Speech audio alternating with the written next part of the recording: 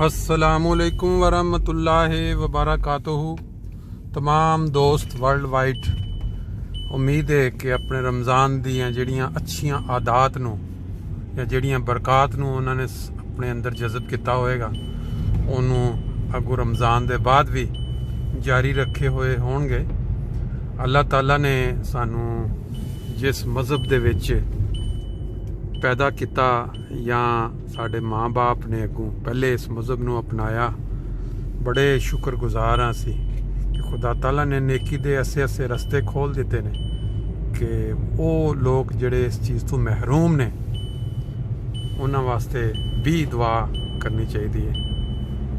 सब दोस्तां नूं याद होएगा कि असी बचपन दे विच जदों रबवा दे विच अखां खोलियां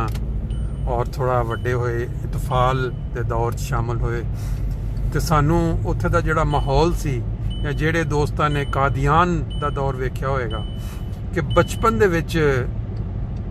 छोटी उम्र दे विच असी एक खूबसूरत माहौल जिहड़ा हजे भी सानू नहीं भुलदा, जिन्हों तुसी जन्नत दा नमूना कह सकते हो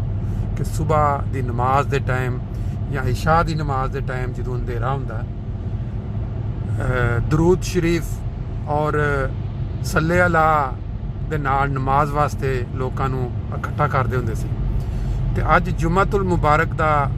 बहुत ही बाबरकत दिन है, तो मैं आख्या रमज़ान दियां जिहड़ियां बरकात ने उन्हों जारी रखदियां होयां अज इनू दोबारा ताज़ा करिए ते रब्बा दियां बचपन दियां यादां जिहड़ियां ने उन्हां नूं जिंदा करिए। असी आम तौर पर कि मस्जिदां च अजकल आबादी नहीं है, बहुत कम लोग होंदे ने फजर की नमाज से भी और बाकी इस बीमारी की वजह तो अहमदी जिहड़े असी साडा दुनिया च दावा है कि अल्लाह ताला ने इस्लाम नूं दोबारा इस दुनिया च सही और हकीकी माने च जिंदा करन वास्ते जमाते अहमदिया नूं बनाया है। ते असी लोग इस चीज़ वास्ते एक्स्ट्रा कोशिश करनी है। फजर की नमाज जुम्मतुल मुबारक वाले दिन ते सुबह जांदियां होया मैं क्या याद ताज़ा करिए अपने सल्ले अला दी, और फिर उसके बाद सुबह की सैर जी असी इकट्ठे करते होंदे सी उत्थे, और बेजती मकबरे टोलियां दियां टोलियां जानियां। अज वो याद ताज़ा करने की कोशिश करने, इत्थे बेजती मकबरा तो नहीं लेकिन चलो सुबह की सैर देखो हल्की हल्की लाइट निकल रही है, इंशाअल्लाह नमाज पढ़ांगे फिर सैर करांगे। पहला उस तों सल्ले अला नबी ना सल्ले अला मुहम्मदिन सल्ले अला करीमना सल्ले अला मुहम्मदिन सल्ले अला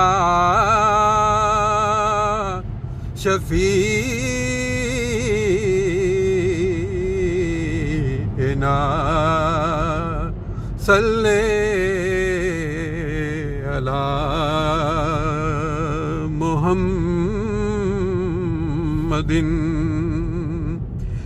सल्ले अला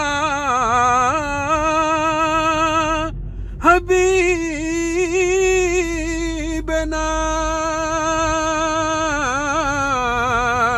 सल्ले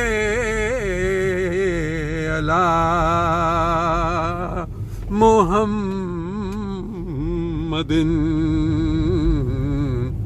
सल्ले अला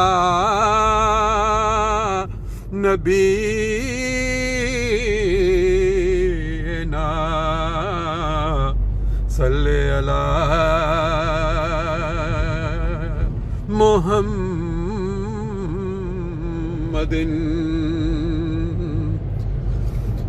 अल्लाहुम्मा सल्ले अला मुहम्मदिन व अला आले मुहम्मद कमा सल्लैता अला इब्राहीम व अला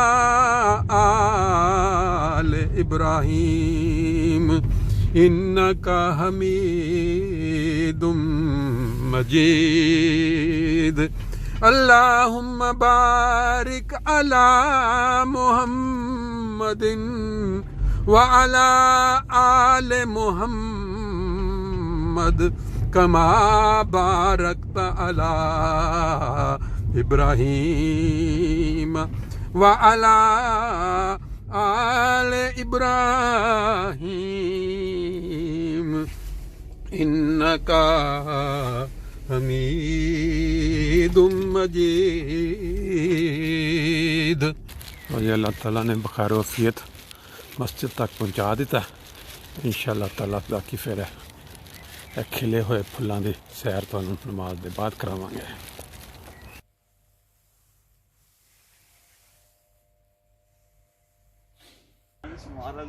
हाँ जी, अस्सलाम वालेकुम। दोबारा दोस्तों की खिदमत दे विच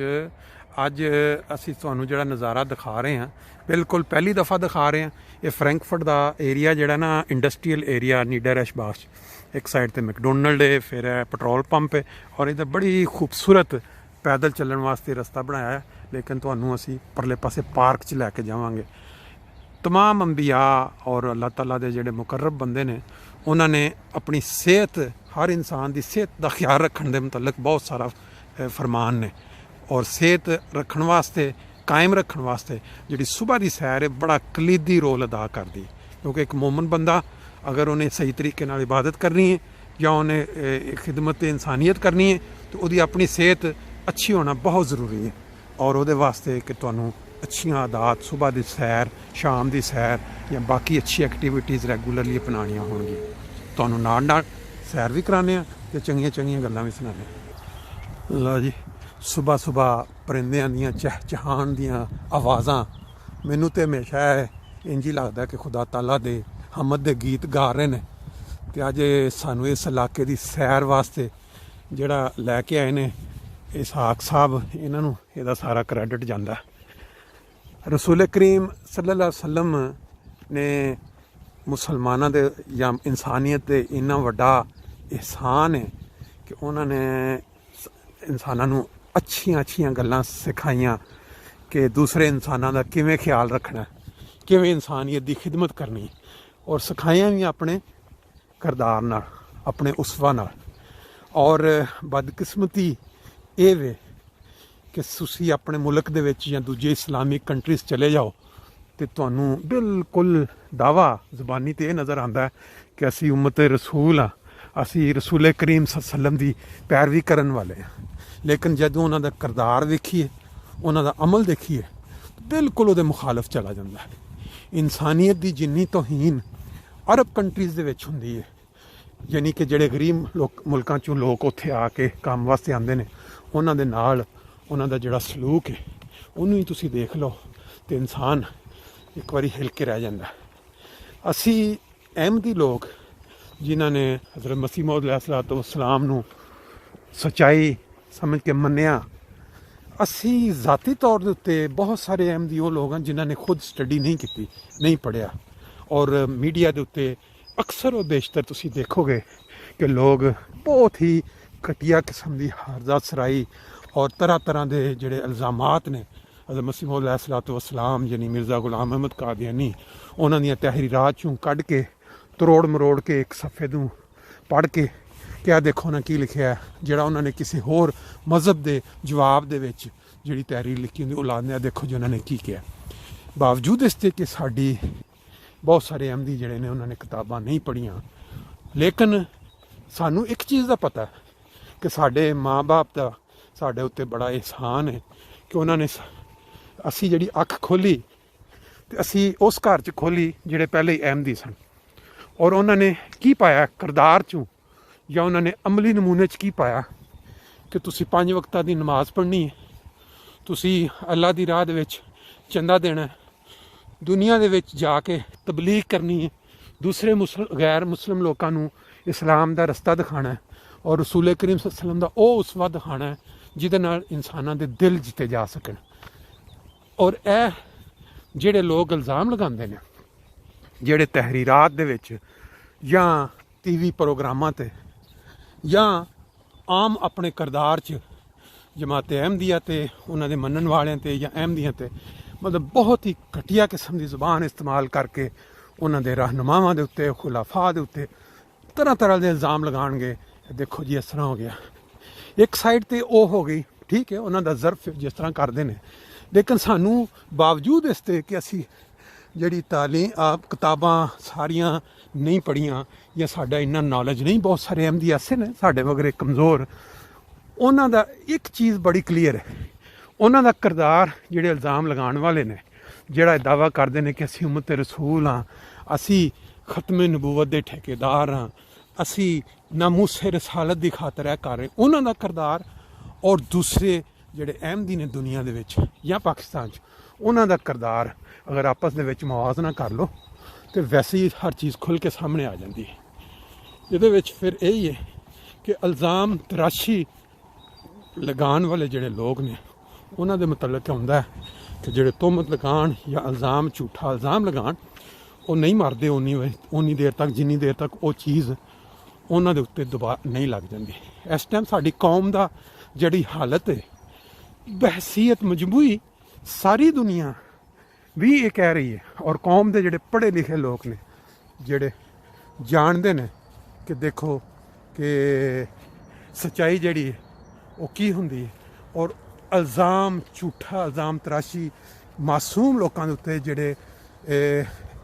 ਜਿਹੜੇ ਨੇ ਸੱਚੇ ਨੇ ਜਾਂ ਜਿਨ੍ਹਾਂ ਦਾ ਕੋਈ ਕਸੂਰ ਨਹੀਂ, ਉਹਨਾਂ ਦੇ ਮੁਤਲਕ ਤੁਸੀਂ ਕਿਸ ਤਰ੍ਹਾਂ ਦੇ ਇਲਜ਼ਾਮ ਲਗਾ ਦਿੰਦੇ ਹੋ। ਖਾਸ ਤੌਰ 'ਤੇ ਅਗਰ ਹਜ਼ਰਤ ਮਸੀਹ ਮਊਦ अलैहिस्सलातु वस्सलाम ਜਾਂ ਮਿਰਜ਼ਾ ਗੁਲਾਮ ਅਹਿਮਦ ਕਾਦੀਆਨੀ ਜਿਨ੍ਹਾਂ ਨੇ ਉਹ ਨਬੀ ਸ਼ਰੀ ਨਹੀਂ ਗੈਰ ਸ਼ਰੀ ਰਸੂਲ ਕਰੀਮ ਸੱਲੱਲਾਹੁ ਅਲੈहि ਵਸੱਲਮ ਦੀ ਅਤਾਅਤ ਦੇ ਵਿੱਚ ਉਹਨਾਂ ਕੋਲੋਂ ਫੈਜ਼ ਪਾ ਕੇ ਉਹਨਾਂ ਦੀ ਤਾਲੀਮ ਤੋਂ ਸਬਕ ਸਿੱਖ ਕੇ ਅੱਲਾਹ ਤਾਲਾ ਨਾਲ ਇੰਨਾ ਮਜ਼ਬੂਤ ਤਲਕ ਕਾਇਮ ਕੀਤਾ ਕਿ ਖੁਦਾ ਤਾਲਾ ਨੇ ਉਹਨਾਂ ਨੂੰ ਨਬੀ ਦਾ ਦਰਜਾ ਤਾਂ ਕੀਤਾ। ਉਹ ਖੁਦ ਵੀ ਪਹਿਲੇ ਇਸ ਚੀਜ਼ ਦੇ ਹਾਮੀ ਨਹੀਂ ਸਨ ਕਿ ਬਈ ਨਬੀ ਆ ਸਕਦਾ ਰਸੂਲ ਕਰੀਮ ਸੱਲੱਲਾਹੁ ਅਲੈहि ਵਸੱਲਮ ਦੇ ਬਾਅਦ, ਲੇਕਿਨ ਅੱਲਾਹ ਤਾਲਾ ਨੇ ਜਦੋਂ ਉਹਨਾਂ ਨੂੰ ਇਹ ਇਲਮ ਦਿੱਤਾ, ਉਹਨਾਂ ਨੂੰ ਇਲਹਾਮਾਤ ਦੇ ਜ਼ਰੀਏ ਕਿ ਨਹੀਂ, ਇੱਕ ਨਬੀ ਦੀ ਕੌਮ ਜਿਹੜੀ ਉਸ ਲੈਵਲ ਤੱਕ ਮਿਹਨਤ ਕਰਦੀ ਹੈ ਜਾਂ ਖੁਦਾ ਤਾਲਾ ਨਾਲ ਤਲਕ ਕਾਇਮ ਕਰਦੀ ਹੈ ਤੇ ਨਬੂਵਤ ਤੇ ਇੱਕ ਇਨਾਮ ਹੈਗਾ, ਤੇ ਉਹ ਇਸ ਕੌਮ ਦੇ ਵਿੱਚ ਕਿਉਂ ਨਾ ਇਨਾਮ ਤੋਂ ਨਵਾਜ਼ੇ ਇਸ ਕੌਮ ਨੂੰ,